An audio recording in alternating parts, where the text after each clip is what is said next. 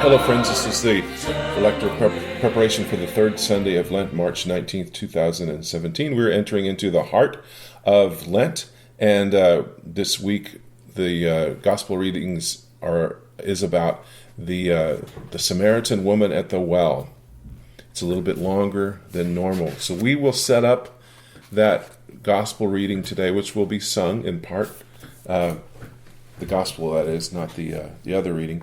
But we will set that up, and I want you to keep that in mind, that you are preparing yourself. You're preparing your listeners for the reading of the gospel.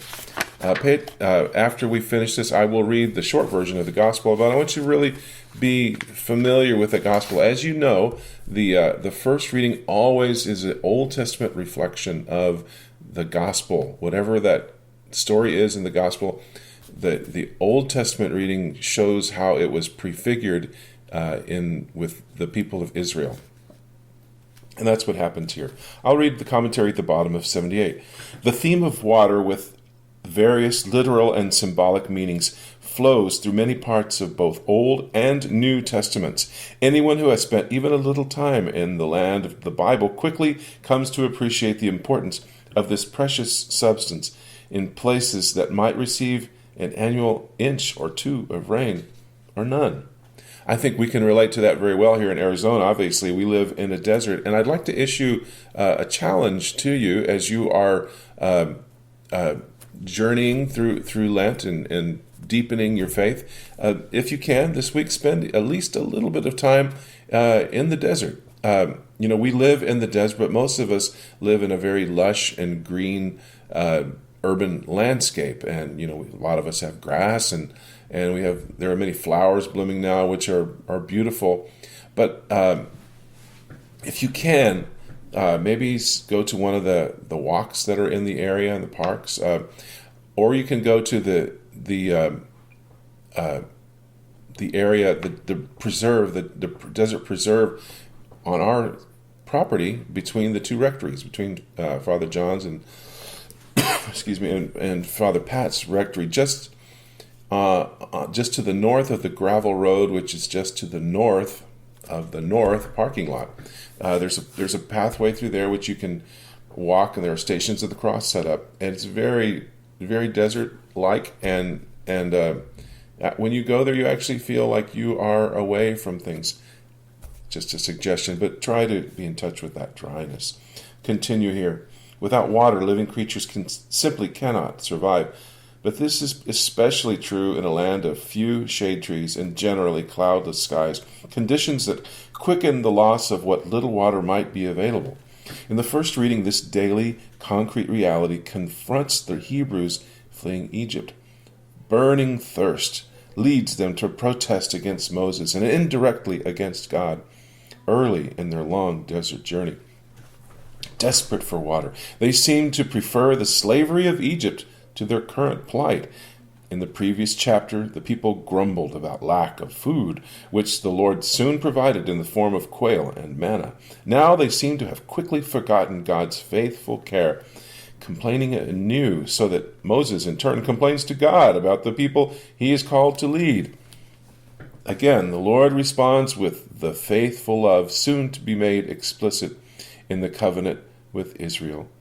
God commands Moses to strike the rock of Mount Horeb, an alternate name for Sinai, assuring him that water will gush forth to satisfy people's thirst. It is abundantly clear that God, not Moses, is the source of life-giving water, for the Lord is standing there in front of him on the rock in Horeb. The life-giving word of the Lord that created all things will surely continue to give life to those who will soon be formed into the covenant people of God. The end of today's reading underscores that God chooses Israel out of freely given divine love, not because of the people's merit. The names Massa and Meribah mean place of testing and place of quarreling. As her journey with the Lord continues through the centuries, Israel will continue to try God's patience and argue against God's plan.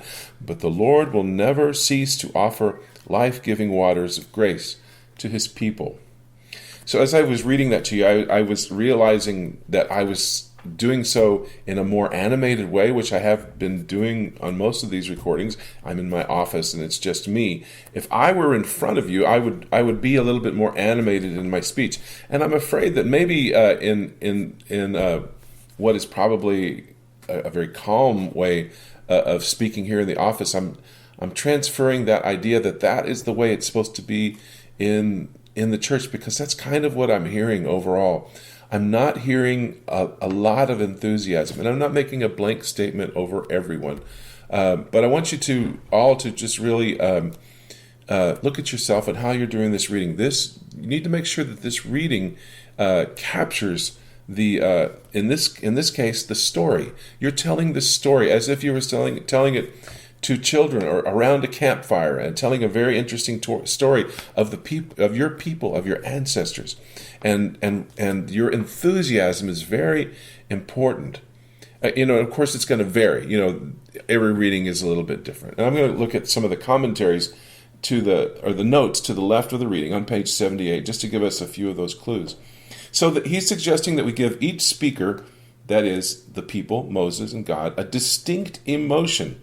Look at grumbled, cried out, and the simple answered for clues. Express the feeling in narrative lines as well as dialogue.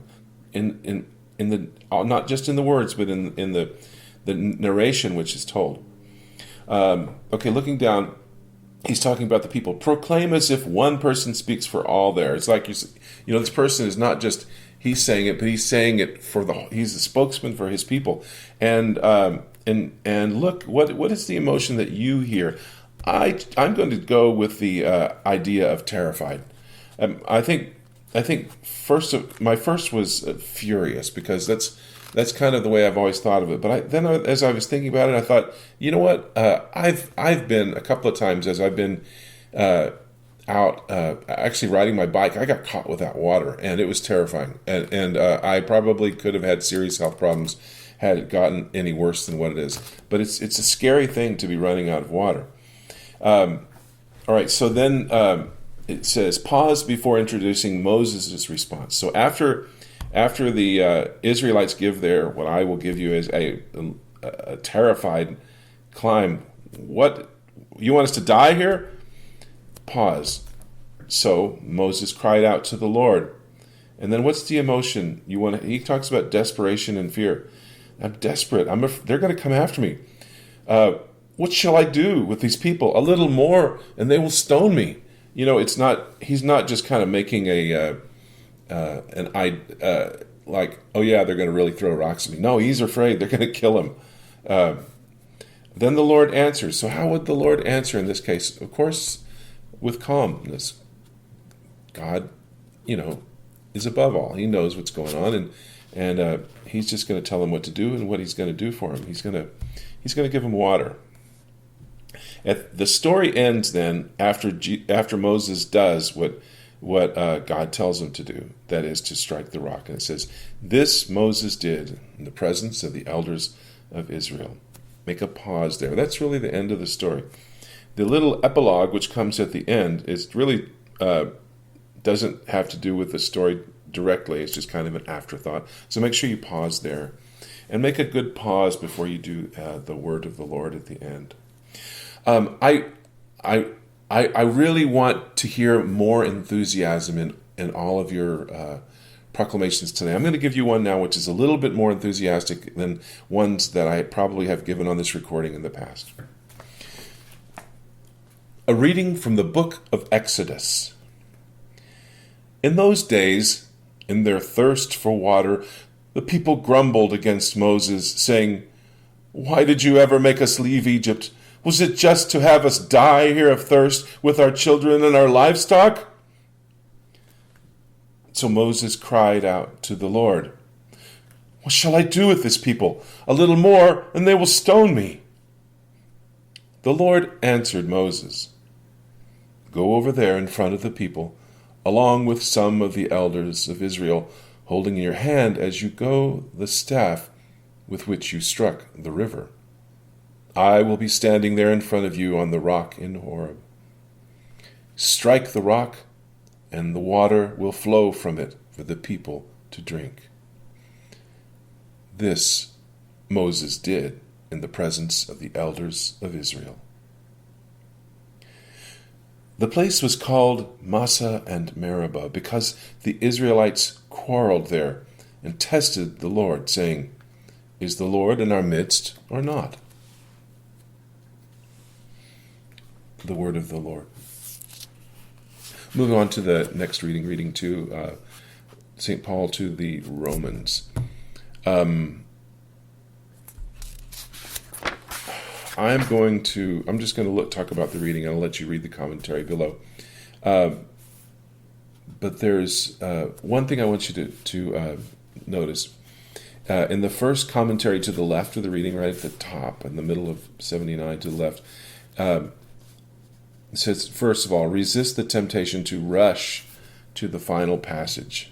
Don't do that. Let these words settle in.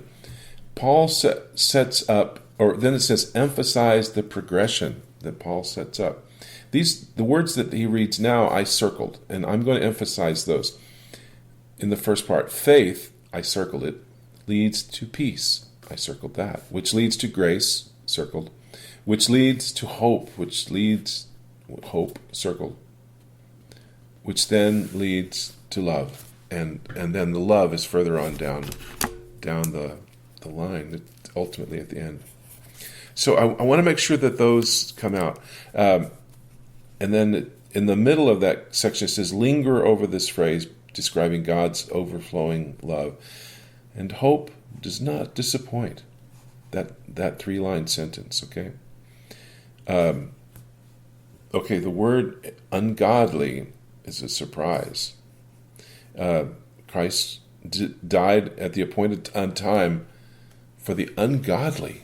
You know, it's not like, oh yeah, of course he died for the godly, because that's not the way that they thought at all. I mean, we kind of think that way now because we know that Jesus died for all, but them, the idea that he died for someone a sinner, was preposterous. And so it's a surprise. Make sure that you kind of emphasize it. Make that kind of a surprise sound in the lift of your voice. Then towards the end, it says, don't stress proves. But really, we want to stress love. And again, that was one of the words that I circled. A reading from the letter of St. Paul to the Romans. Brothers and sisters, since we have been justified by faith, we have peace with God through our Lord Jesus Christ, with whom we have gained access by faith to this grace in which we stand, and we boast in hope for the glory of God. And hope does not disappoint, because the love of God has been poured out into our hearts through the Holy Spirit who has been given to us. For Christ, while we were still helpless, died at the appointed time for the ungodly. Indeed, only with difficulty does one die for a just person, though perhaps for a good person one might even find courage to die. But God proves his love for us, in that while we were still sinners, Christ died for us. The word of the Lord. Thanks be to God. I'm going to read now the short version of the Gospel of the woman at the well. A reading from the Holy Gospel according to John. Jesus came to a town of Samaria called Sychar, near the plot of land that Jacob had given to his son Joseph. Jacob's well was there. Jesus, tired from his journey, sat down there at the well. It was about noon. A woman of Samaria came to draw water. Jesus said to her, "Give me a drink." His disciples had gone into the town to buy food. The Samaritan woman said to him, "How can you, a Jew, ask me, a Samaritan woman, for a drink? For Jews use nothing in common with Samaritans." Jesus answered and said to her, "If you knew the gift of God, and who is saying to you, 'Give me a drink,' you would have asked him, and he would have given you living water." The woman said to him, "Sir, you do not even have a bucket, and the cistern is deep. Where then can you get this living water? Are you greater than our father Jacob, who gave us this cistern and drank from it himself with his children and his flocks?" Jesus answered and said to her, Everyone who drinks this water will be thirsty again. But everyone who drinks the water I shall give will never thirst. The water I shall give will become in him a spring of water welling up to eternal life. The woman said to him, "Sir, give me this water, so that I may not be thirsty, or have to come back here to draw water." Skipping down. "I can see that you are a prophet. Our ancestors worshipped on this mountain, but you people say that the place to worship is in Jerusalem." Jesus said to her, "Believe me, woman, the hour is coming when you will worship the Father neither on this mountain nor in Jerusalem. You people worship what you do not understand. We worship what we understand, because salvation is from the Jews. But the hour is coming, and is now here, when true worshipers will worship the Father in spirit and truth. And indeed, the Father seeks such people to worship him. God is spirit, and those who worship him must worship in spirit and truth." The woman said to him, "I know that the Messiah is coming, the one called Christ. When he comes, he will tell us everything." Jesus said to her, "I am he, the one speaking with you." Skipping towards the end. Many of the Samaritans in that town began to believe in him. When the Samaritans came to him, they invited him to stay with them, and he stayed there 2 days. Many more began to believe in him because of his word, and they said to the woman, "We no longer believe because of your word, for we have heard for ourselves, and we know that this is truly the Savior of the world." The Gospel of the Lord. Thank you all very much, and God bless.